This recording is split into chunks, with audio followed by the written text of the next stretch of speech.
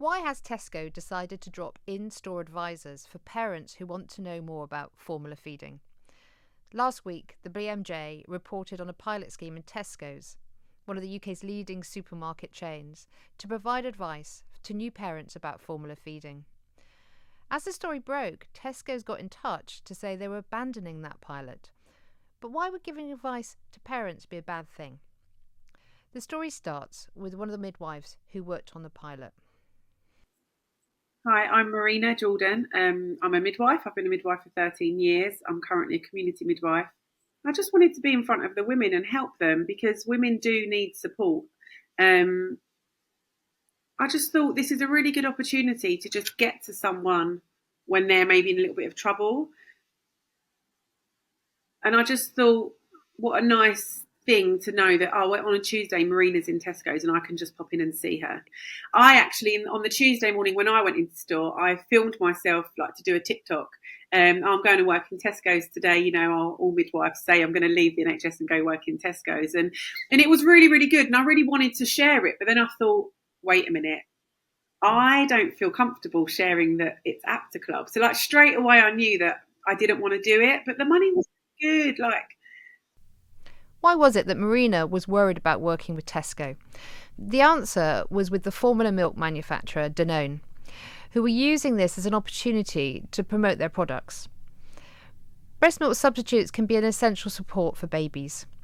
But the companies who make and market formula milk have a long, murky history of putting profits ahead of babies' health. Back as far as the 1950s, Nestlé created milk nurses. These are salespeople dressed as nurses who were sent on to hospital wards in developing countries. There they used their authority to promote formula milk. But the water used to make up the formula wasn't always clean, and that meant babies were exposed to life-threatening diseases. You might remember that this led to the Nestlé boycott. The outrage led to the WHO and UNICEF launching the International Code of Marketing of Breast Milk Substitutes back in 1981. The pilot that Tesco and Danone were running harked back to this dark history.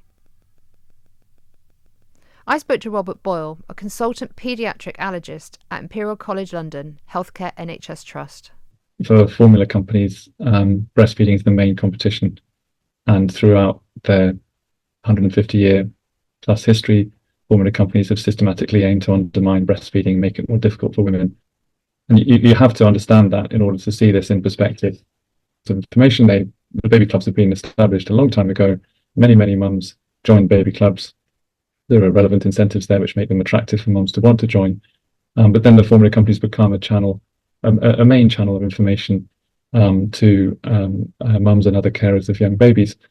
And it's a real problem in the healthcare of infants and young children that the information flow is heavily influenced and often controlled by the formula companies. So they're not getting independent information. They're not getting balanced information that supports the health, growth and development of children and supports women to feed their children in the way they want to feed them.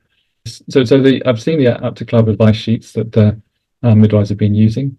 They're confusing. In my view, they're misleading.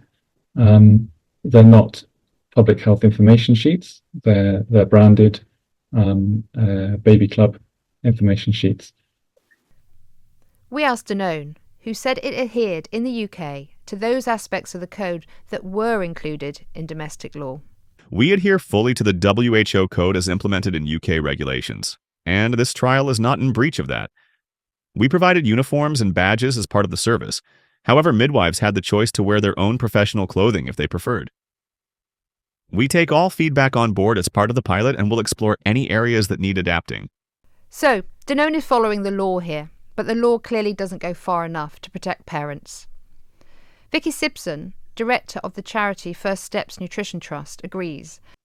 The Danone formula milks, the Aptamil brand, is the most expensive product on the market. And also the UK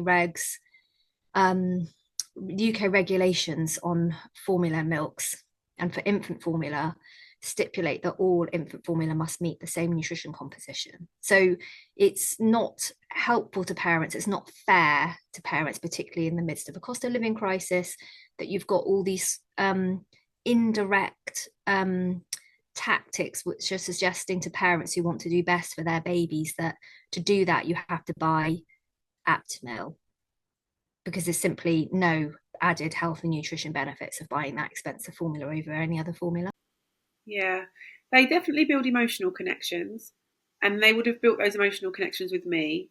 And if I did agree to wear the uniform, they would have seen their logo on my uniform. So straight away there's a connection. That woman helped me. She was working for this company. I'm going to go for that formula brand. We're really glad that Tesco has decided to stop this pilot. But what this tells us is that voluntary restraints are not working. Danone adhered to UK law, but UK law lags behind other countries who have fully implemented the International Code of Marketing of Breast Milk Substitutes. At the BMJ, we fully intend to keep campaigning on this issue until we see some meaningful progress, and we'll keep you informed on bmj.com.